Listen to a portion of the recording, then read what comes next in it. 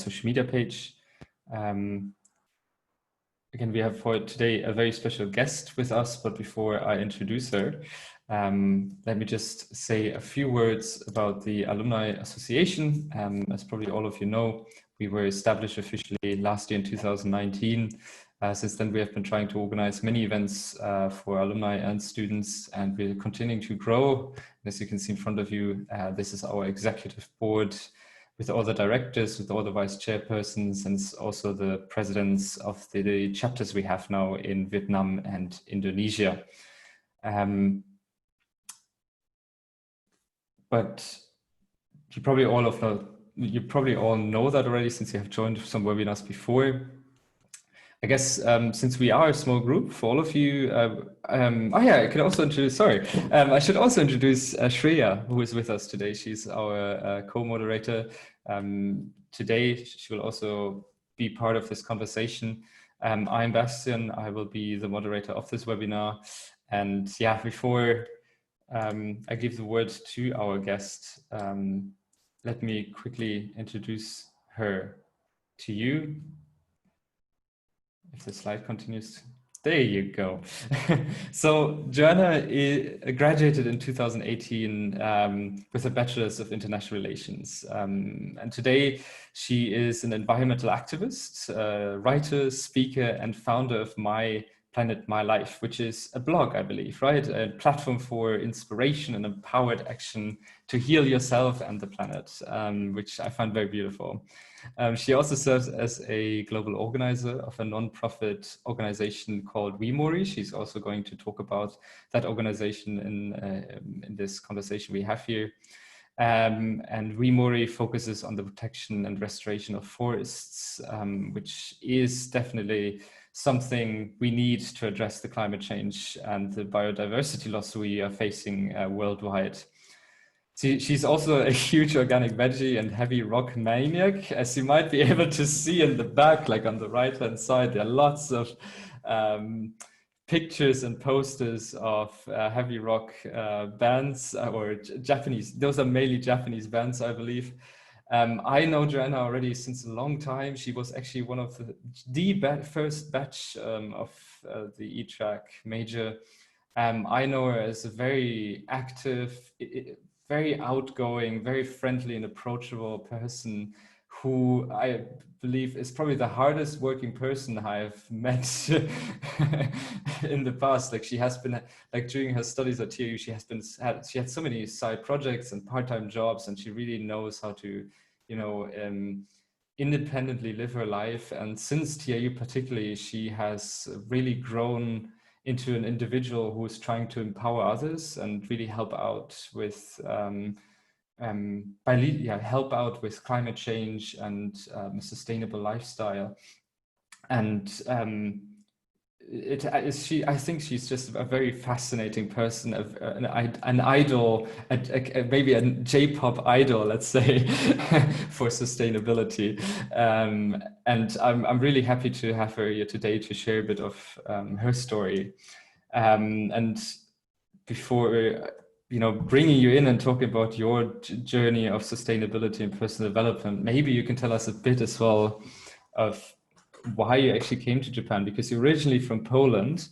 You're married to a Japanese man, if I might say, but you have been quite a long time in Japan compared to lots of other TIU students. So I let you unmute yourself, and then we can all have a conversation here with all the people who are present. Feel free to raise your hand like in the chat, and then you can also ask a question at any time, just to give you that. It's a conversation here, not like a talk from her. So that's going to be a lot of fun. So Joanna, now you should be able to unmute yourself, I hope. Fantastic. Yes. Hi, how are you doing? Yes, awesome. Thank you. Thanks for this awesome Okay, I can't hear you, intro. Okay, can everyone hear me? Yes? Yes? Okay. I can't hear you, but maybe the others can hear you. Oh no. Now? Any better? That is strange. Like a minute ago, everything was fine. Okay, now I think everyone can hear. Okay, good. Sorry, yes, my fault. Yes. Okay, you go can ahead. Hear me too, yes. Okay. I can hear you. Perfect. So, thanks for the intro. Thank you for having me. And also thanks to everyone who joined us this evening. So, as Bastian said, I've been in Japan for a while. It's been almost 10 years. And how I got here, I've been a huge Japan fan, if you will, super crazy about Japan since I was maybe like 12 years old. But I never really thought of actually moving here. My idea was come to Japan as much as I can and so on and so on. But as I visited here twice, I came here for a trip. I fell in love with the place. And the breakthrough happened on my second trip when I was here, and just being so, happy and grateful that I was visiting Japan again after 5 years after initial trip. And without any specific reason, I just got this feeling that this is my place and this is where I'm to be. And yeah, then I moved, and it's been almost 10 years. And the interest in Japan was sparked by your maniac music, as you call it. Yes, partly. Yes. The initial contact was anime. As I was maybe at 12 or 11 for the first time on Polish TV, they aired Japanese anime, and I started watching that because it was something completely different than I've ever seen before. And that was like a push towards Japan. That was still no internet days. And it was so hard to get any information about Japan. So I was just like a maniac. Yeah, exactly, right? So I had the old paper TV program, and I was just scanning every TV channel looking for any programs about Japan. And it just, just grew deeper and deeper. And as I was getting older and older, got into mythology. That was always very fascinating for me. And then, yeah, when I was in high school, I discovered the world of Japanese rock, and yes, and became a maniac. I see. Okay. Well, very cool. So I said it already earlier. I have to say it how it is. You really worked your ass off during your time at TIU. You had so many part-time jobs, I think, to kind of sustain yourself. And I think out of that, it actually grew, or like out of that grew your interest for personal development and a more sustainable lifestyle. Can you maybe start with that and tell us a bit how that's, from the part of working your ass off, how it developed into this sustainable personal development lifestyle? Yeah, sure.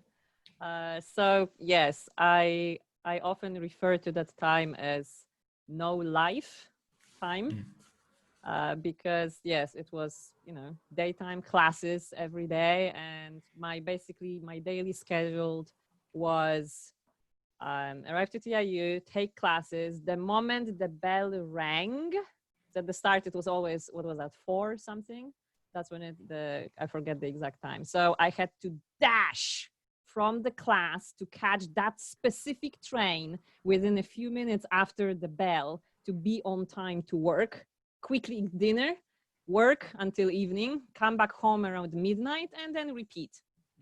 On weekends, I had night shifts. So working nights. Yeah, very unsustainable lifestyle, very unhealthy, super stressed, always go, always rush.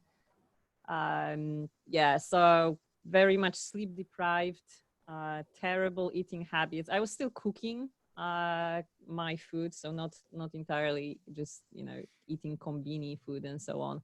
But it definitely was very stressful and very, also physically demanding on time.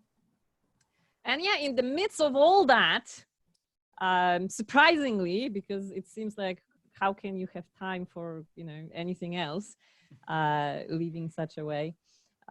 Yes, I discovered the world of podcasts, right, and personal development.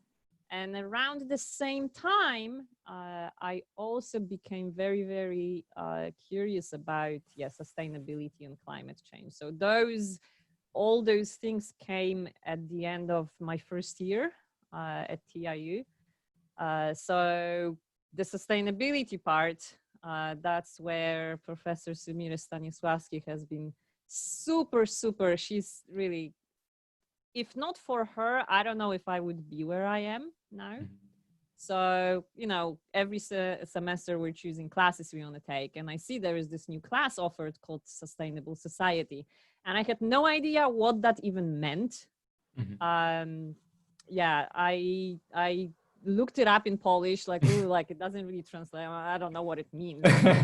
All right. So I'm like, okay, let's just go and see what this thing is about. And I sat in the class, the intro class, and it just blew my mind right from the start. So the first impactful thing was almost tangible passion of Professor Sumire's for the topic.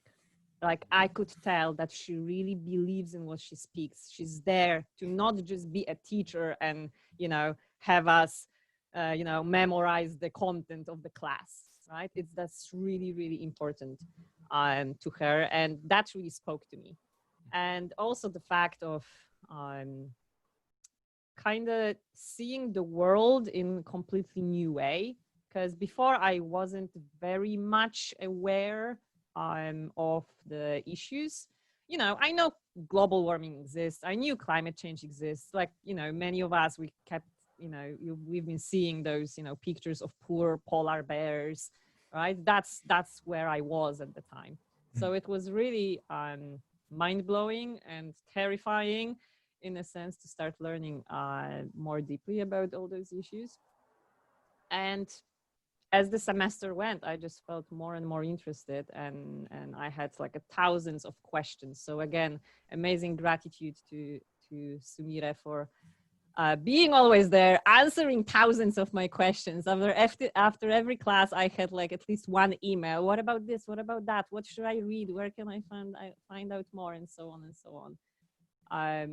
So that's where my journey with sustainability and climate related topics, that's where my journey started. And then around the same time, right, there were the podcasts, the world of personal development, where I was listening to so many people who you could call them successful, right? However you define the success, but people who seem to me thriving in their life, right? Financially free, doing what they love, people who knew what their purpose is in life and actually acting on that, crafting their life around all that, having this immense, you know, awareness of themselves, what they're here for, and, you know, all that. So it was the first time I was exposed to stories like that, and it really blew my mind.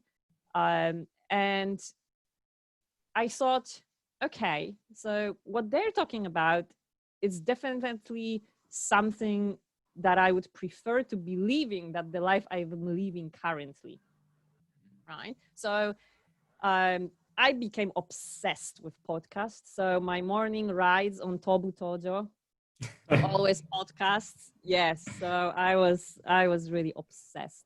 And so listening to all those, you know, messages, you know, you got to change your mindset, right? How you talk to yourself, how you think about things, how you perceive them. What are your values? I didn't know what my values are. Like, my God, like, I don't know, right? I felt like we rarely generally, right? And I never sat and thought, what are my values, right?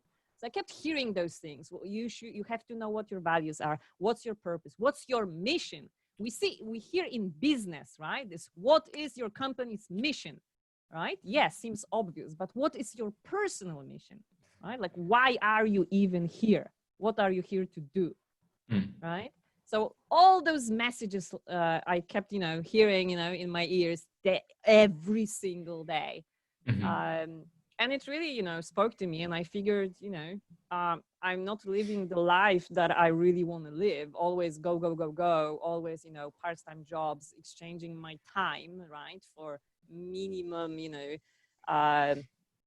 financial value, and, you know, lots of stress, always rush, and so on, all that coming together in a package.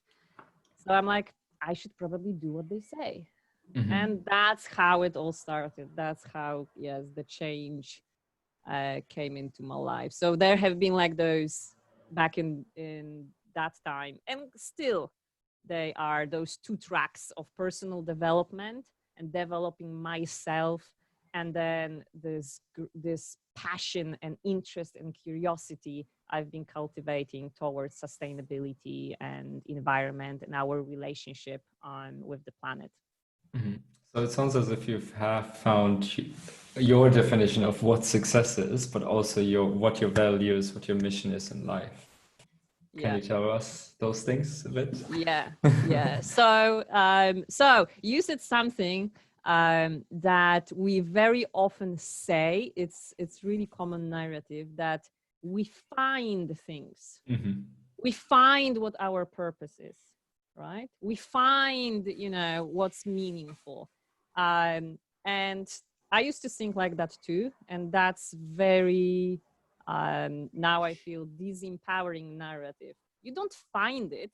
It's not sitting in the corner waiting to be found. Mm-hmm. You create it, right?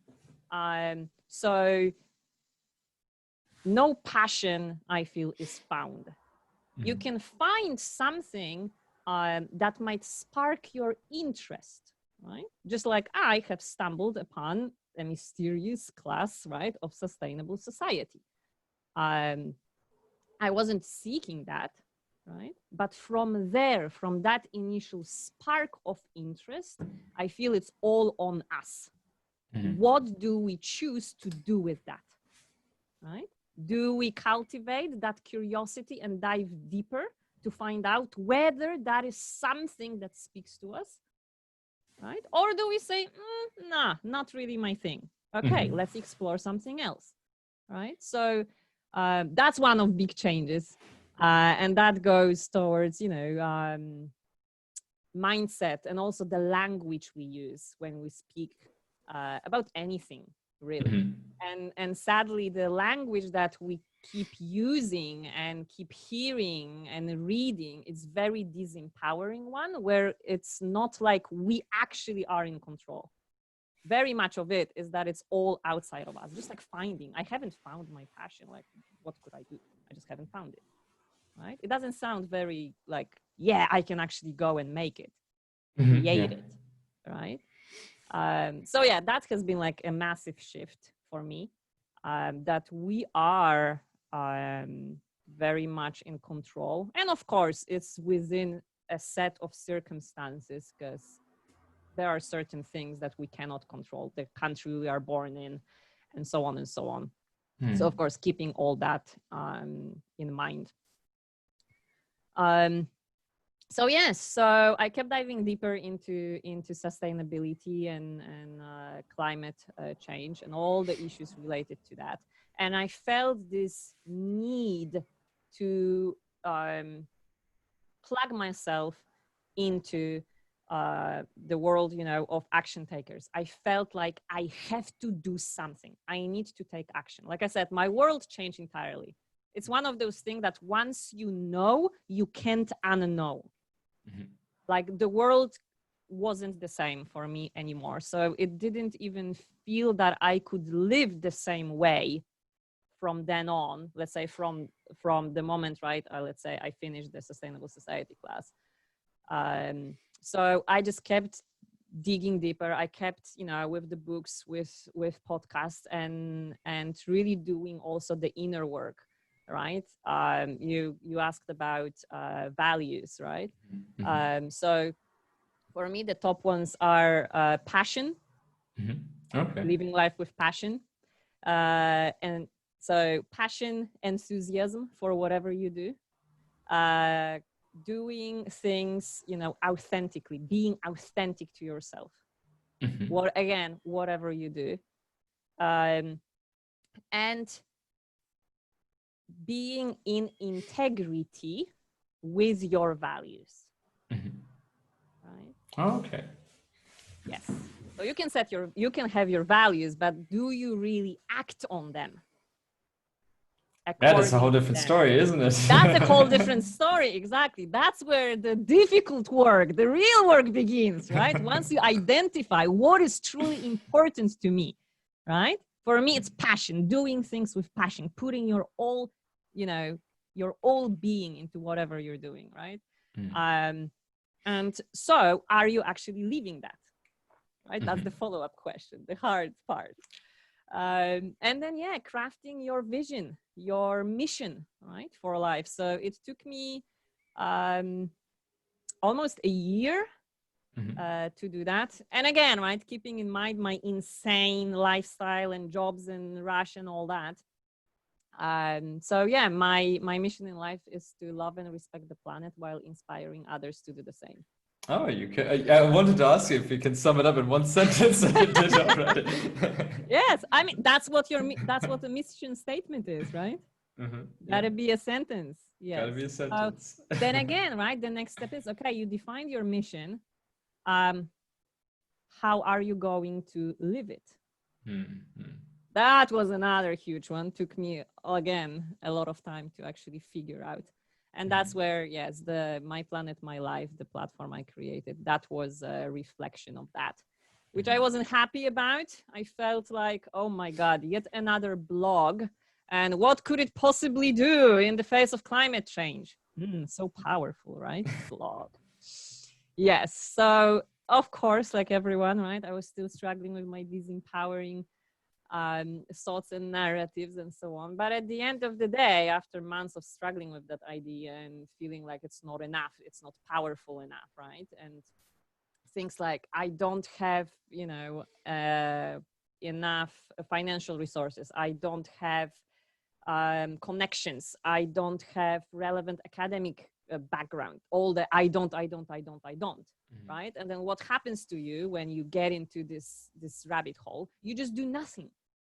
Right? Because you find all those excuses actually, right? Proving to yourself how you can't do anything because of certain circumstances, right? And you just end up doing nothing.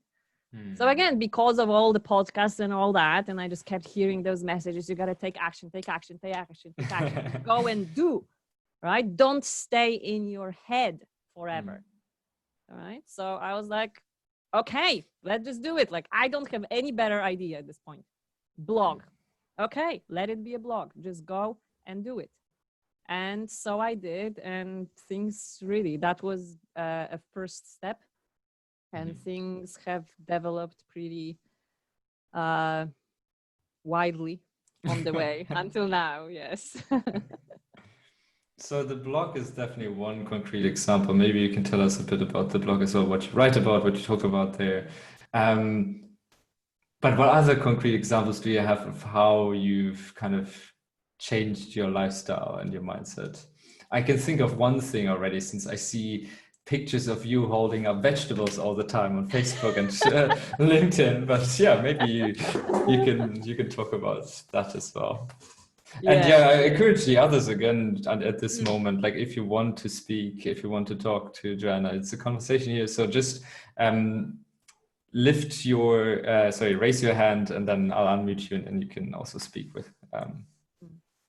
Yes, yes, please. If something comes up, something you'd like to ask or have a conversation about, please. So yes, changing the lifestyle. So after first year, I think it was second or third semester of TIU, I found myself at the end of semester 6 research papers to submit around the same time. And it's not like I have been kind of left all of them for last minute. But, it's just there's just so much you can do. And then also having 2 part-time jobs at the same time. So, final exams, papers. And that was a breakthrough in a sense that when I was writing the final one, it was like second day with maybe just like 2 hours of sleep. And then, the Red Bulls to kind of just keep me awake. You can imagine like my brain wasn't really functioning. So I was just still typing the final, right, paper just to submit that. And, after that, after I just passed out for long hours, I just realized that, I mean, is it really worth it? Like, what am I doing to myself? putting, work basically equals money and grades, those two, at the top, as top priority. And then my well-being or even health, right? Somewhere, I don't know where, never really, considered. And so I was really, really close to like physically crashing there. And that's when I made the decision that this is not just unsustainable. This is just extremely unhealthy, and it's just not worth it. And yes, so that's where I started making changes, getting my sleep right, no more late nights, go to bed early, get up early, I need 8 hours of sleep. That's another thing. Do you know how much sleep do you need? Right? Oh, there's a good book on that, Why We Sleep. I can just recommend that. Yeah, that's a powerful one too, right? Get my eating right. No more on the way while rushing to the train, right? Snacking off my sandwich because there's no time, and no. So I changed a lot from then, and yes, going back to the vegetables, right? Changed my diet entirely. Also, as I learned from Professor Sumire and like my further exploration and taking action towards climate and environment, organic food from farmers, local, and so on and so on. So there have been plenty of changes towards life more, we could say, in harmony with the natural environment. Again, within constraints of urban lifestyle, because there are big constraints if you are living in a city like Tokyo. But still, there are plenty of things we can do. So getting that, and then in terms of my just well-being, right? And in the process of all that, and that's where the pictures with veggies come in, I just got, so much appreciation and so much love and curiosity and fun about food. Just being, interesting, being curious about what what's the history of it, where it comes from, how is it made, how is it grown, and just, appreciating things that we usually take for granted or that we just don't pay attention to at all. And food is I felt one of those things. So it's really joyful thing for me. Like Bastian have seen like when I get the veggies delivery, just like, oh my gosh, the veggies arrive. You become the happiest person ever. Like, oh my god, veggies! And then the whole fridge is just full of vegetables. Yes. So a lot has changed, and so yeah, the blog has been a reflection of my contemplations, my curiosity, and I have been actively cultivating this curiosity towards the world around us. So again, there are so many things we take for granted, and I don't know, just if you go outside, I don't know, there is wind. Do I know like what is wind? I don't know, like it's air that's moving, but like how does it come to life? Like how is it created? Where is it coming from? Right? We don't think about stuff like that. That's true. Yeah. Right? But then when I start noticing those things on your way, right, between your home and work, like, do you really know what's around you? Oh my God. Like at some point I started noticing the flowers that are on the side of the sidewalk. Like, have they always been there? I have no idea. Right? It doesn't seem like I've seen them before. Things like that. And it just changed so much. So yeah, I've been exploring that on my blog, this curiosity, I feel like loving curiosity, because I really do feel deep love for the natural environment. And those are like inseparable two things for me. Curiosity, being curious about those things. What are they? Where are they coming from? What do they do? Like, why are they here? Right? And then just having this love towards them. Living in the moment, appreciating the small things. Yes, yes, yes, exactly, right? So that comes, right? That's very strictly related to, right, mindfulness, being in the present, truly seeing and experiencing things without the distractions, right? Without checking the phone every 5 minutes, and and so on and so on. So Mm. these are some things I'm exploring on the blog, as well as more of a science side of things, because I just want to know, like, why do we have earthquakes? Like, how does it happen? Yeah, I kind of studied that in elementary school, I remember, but like, do we really listen to our teachers when you're elementary school? Not really, right? Unless, right, since young age, you do have passion for specific, right, subject and so on. So, yeah, just exploring what's around us, Mm. and deriving a lot of, joy from that. Shreya, did you want to say something or?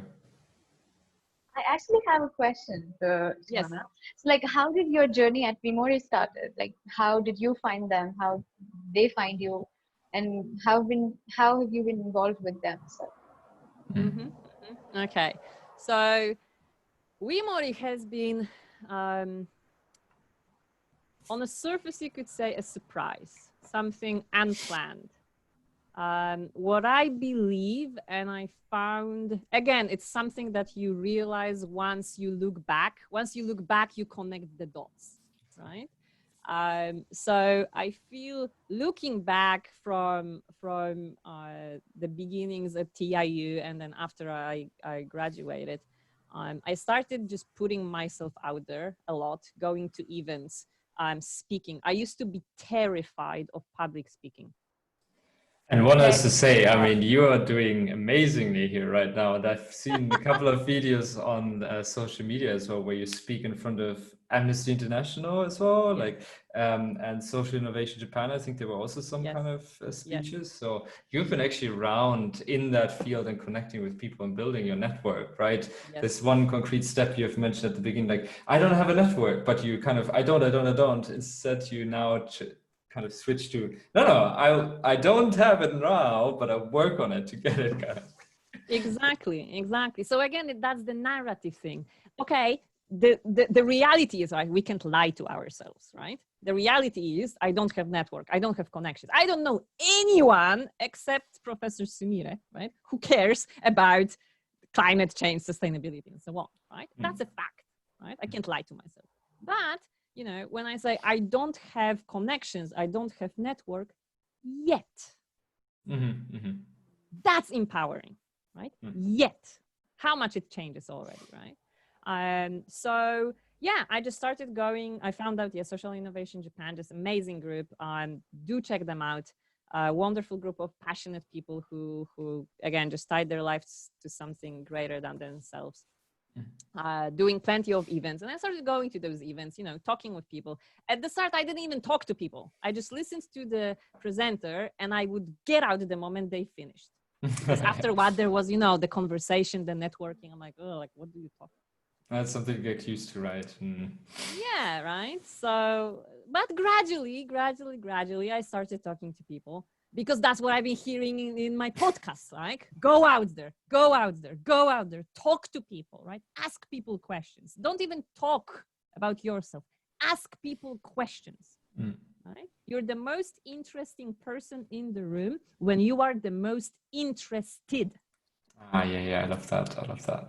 Yes, right. So that's with a lot of struggles and stress and being extremely uncomfortable. But I started doing that because, okay, that's what they're saying. They probably know better because they're somewhere out there. I'm here doing part-time jobs, which I don't like, by the way.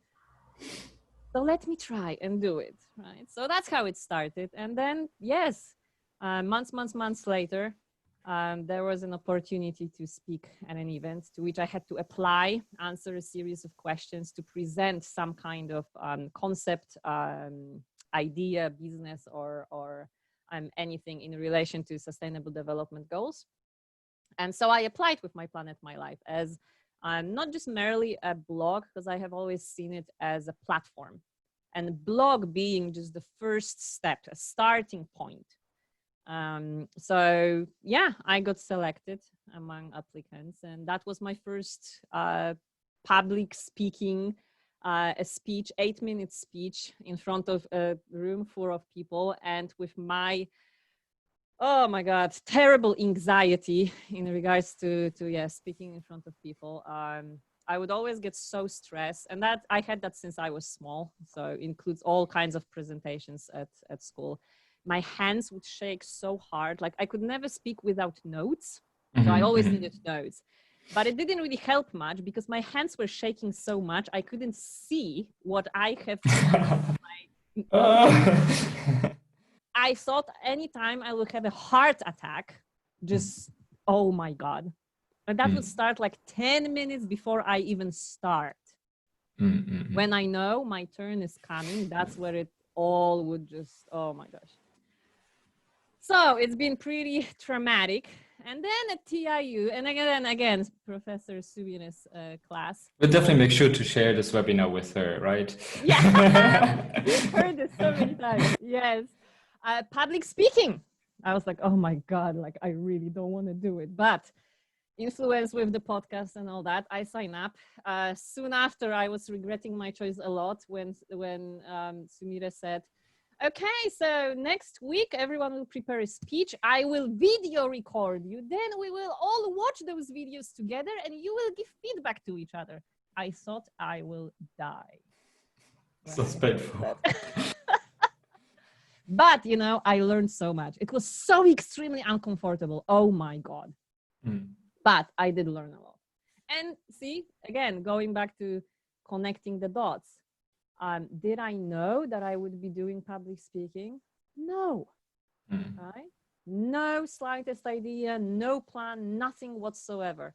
But that did set, you know, a little bit of foundation. And that was also for the first time when I chose to do something related to public speaking, not because there is a class and professor or teacher requires a presentation, right? So that's been a breakthrough. And again, the podcast, right? There is this good quote I like a lot, which goes somewhere in the lines of, the cave you fear to enter holds the treasure you seek. When you identify your fear or something you are extremely uncomfortable of doing, that's where you should go. Yes. And so, yeah, that's what speaking has been for me. I still get nervous. I still get my nearly heart attack. But when I go out there, I start, it fades. So I have gotten much, much, much better with that.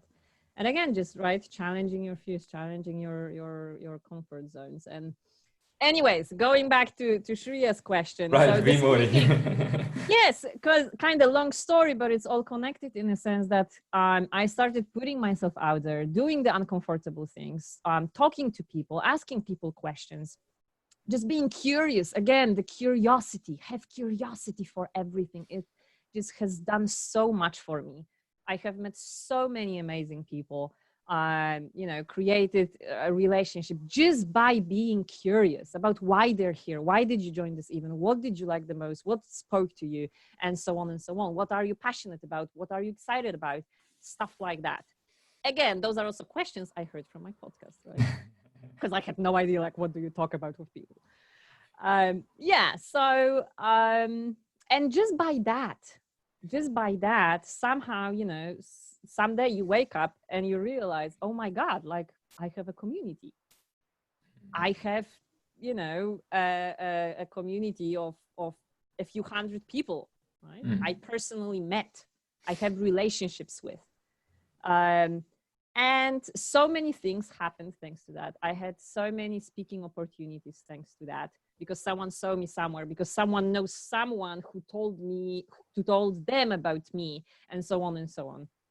And weMORI, how it came to life is someone in my community shared some guys, that's Ian, the founder of weMORI, some guys' post, which spoke about an app, a mobile app that is there to help people get connected with projects that are to protect and restore forests globally, right, as means of addressing climate change and biodiversity loss. And I saw that and I was like, that's kind of interesting. Like, how would they do that, right? Conservation of forests, climate change, biodiversity loss, and an app.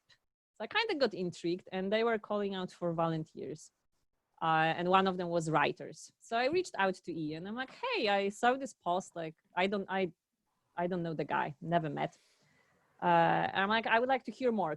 So we got on a call, and turns out we had over 40 friends in common. He's also in Tokyo. We were like, how on earth we have never met? And you know, and when we started talking, I felt this instant connection to him.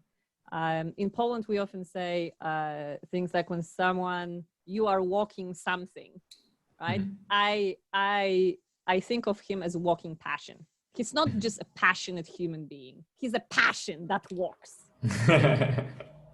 So I felt, oh my God, like, this is my guy. This is my kind of person, right? As crazy and as passionate about climate change, sustainability, our, the impact we're having on the natural environment. And also not just that, but actually walking the talk, not just talking, actually going out there and doing things about it. So that's how our story started. And after that initial conversation with him, I'm like, whatever it is, just I'm in, sign me up. And it started, I was supposed to be just a writer. Yeah. Because there's a lot of community building within the activities of weMORI and writing content.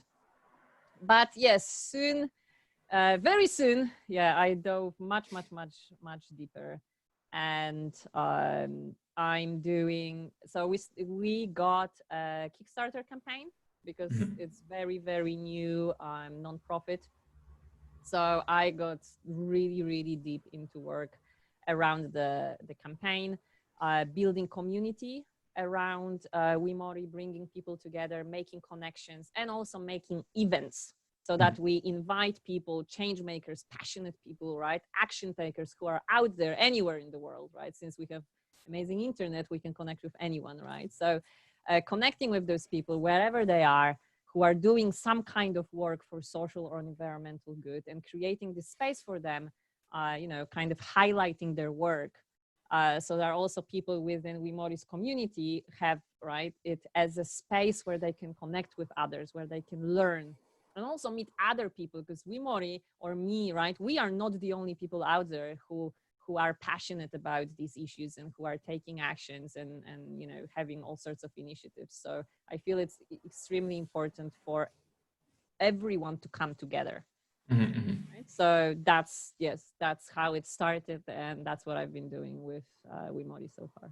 All right, so you've been really involved with them. That sounds fantastic. Really suitable for you. I'm happy for you. Thank you. Actually, it again goes back to what you said earlier, that this huge project actually goes back to one saying, which is it started with a spark.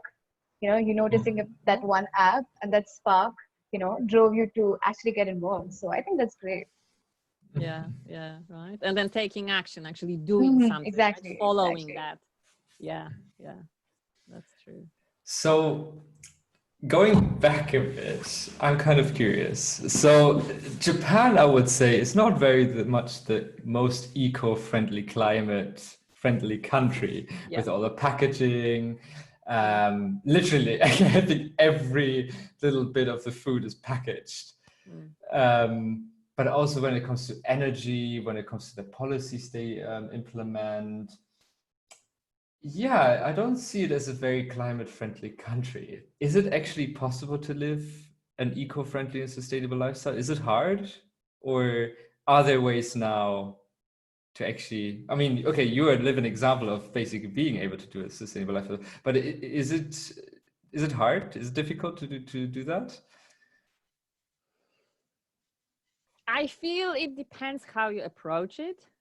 So what I notice is that the common narrative that we see when you, let's say, oh, I have curiosity, right, in more environmentally friendly, right, lifestyle or sustainable lifestyle, right? When you start searching what you often see is the narrative of having to give up things, right? Having to stop doing things, right? Removing things from your life, right? It's like a sacrifice I'm making for the natural world, right? And that also being something separate, right? It's like two worlds. There is the human world, there is us, right? And then there is the natural world, save the planet, right? As if we were in the planet, right? So I feel that's the one thing, is that it feels so difficult because that's the narrative. I have to give up, I have to stop, I have to sacrifice, and so on and so on. Whereas I look at that from empowerment point of view. I find these actions empowering, taking the power back. Because a lot of the things that we do and a lot of the things that we feel or think that we must have, we need, and so on, are basically products of marketing, right? And some of them have been so deeply ingrained that often we just don't see that there is a way without that thing, right? So again, it's also kind of, as we spoke earlier about nature, right, is a matter of stopping and actually asking yourself, like, do I really need this? Like, I always wondered, why do we need straws in drinks? like even It's a before, good question. yeah, like even before this entire sustainability thing, I never used straws, but I always wonder, like, why? I never really got it, right? That's just one like silly example, right? But then kind of going back to your question, Bastian, of course, there are certain limitations based on where you are, based on if you live, let's say, in a big city like Tokyo, that's where I live, right? And then if you live in a rural area.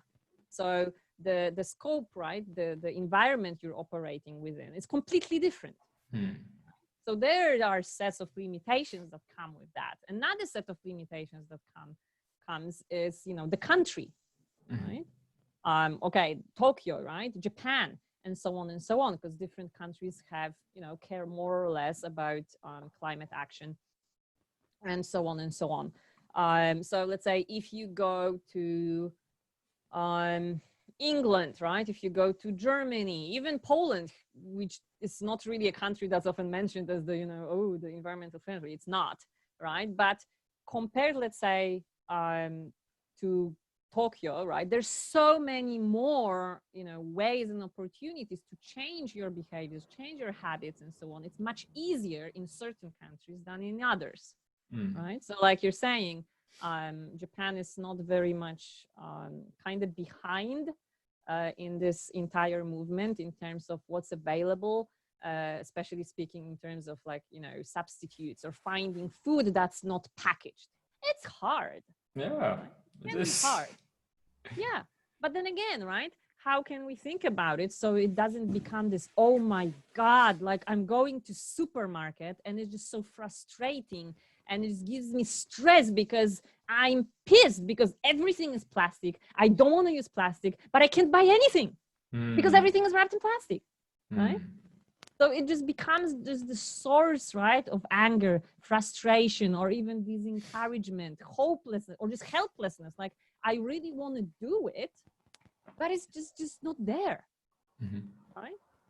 So there are certain things like that which we kind of maybe can't even, right, do as we would like to because of how certain systems are set.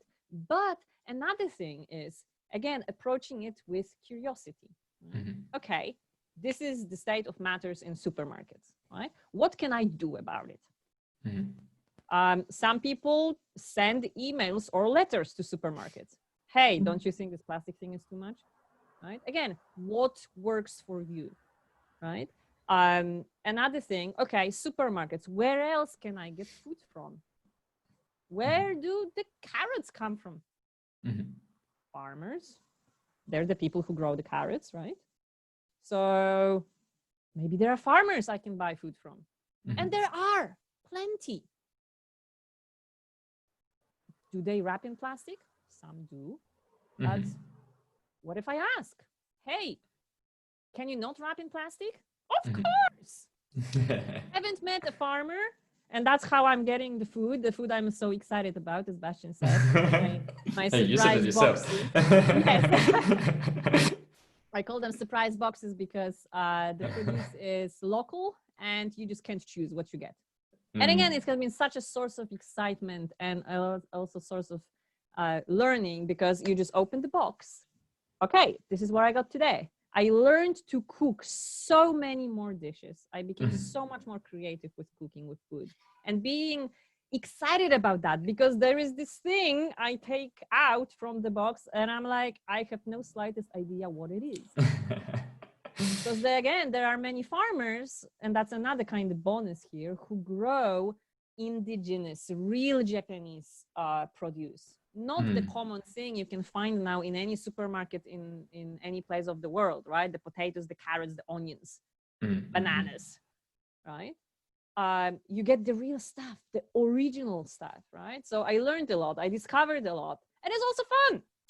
Woo, surprise box, wasn't like Definitely is fun. Yeah, right? And so again, cultivate this curiosity. So even though it can be hard and challenging, it's all about how you frame your mind, right, about it. So if you approach it with curiosity, if you approach it with, let me try this, let me explore it, right? How can I find a way so that I don't feel frustrated and angry about, you know, Japan, why Japan is like that? Like, it doesn't lead you anywhere. You're just angry, right? But it doesn't change anything. So what can I do to maybe change things for the better? That can be one route. Another route, okay, how can I find the way that is aligned with my values, right? And my value is that I do not want to buy anything wrapped in plastic, right? Fresh vegetables and fruit. And I feel, you know, almost every time there is something you can do. It's just how you approach it and how, you know, how you approach it also in your mind. So it doesn't become this disempowering, stressful and frustrating thing, because that's not the point. That's not the point. Yeah, and one has to say, I mean, the taste, just as a side note, the taste and the flavor of the vegetables you get is so much better, so much fresher. Yes. So that's another thing where I mentioned earlier, the separation, right? In the general narrative, there is the planet, there is the natural world, and there is the human world in the cities and so on and so on. And it's rarely presented as one, where it's one. There is no separation between us. We are part of this world, and this world is part of us. Right? If it all disappears, if biodiversity disappears, we're basically screwed. There is no human beings. We would disappear so fast after that. Can we survive without the oceans? No, because the plankton in the oceans actually makes the most of the oxygen. Right? And there are so many things, and we just fail to realize that in our everyday lives. And I lost the train. What did I want to say? The vegetables taste good. It tastes good. The network, yes, got it. Okay, I'm back on track. So, right, the separation, but we are one. We are one. And so all the things that you are doing, they are not just to save the planet. They are not for the environment. They are for me.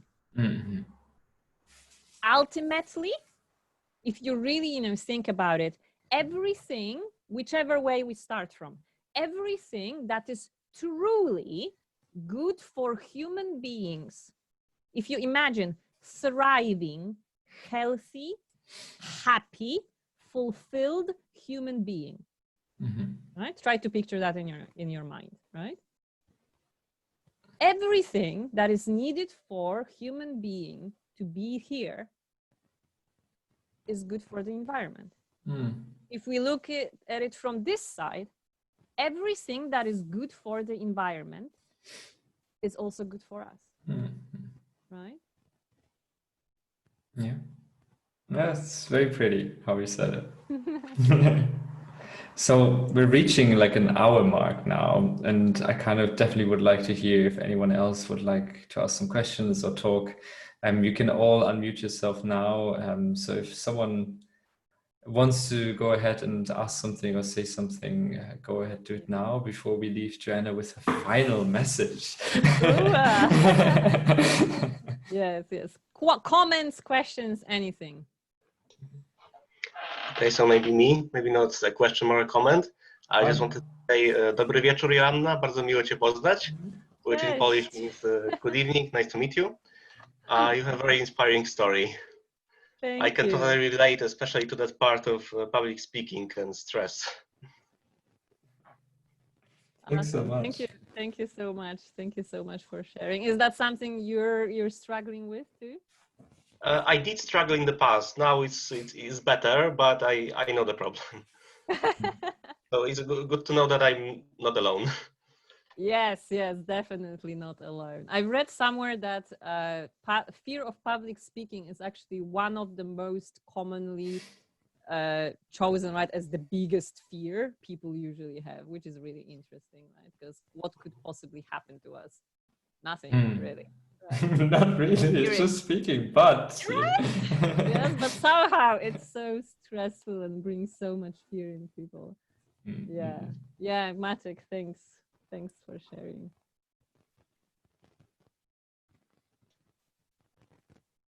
I wonder if someone else wants to say something.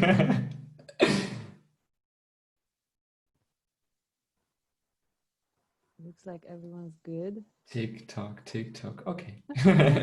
Last chance. Last chance. So, for all the ones who are here, Joanna, what would be your final takeaway, your final message to them? Ooh. I know it's a tough one. Yeah, like what do I choose to speak about?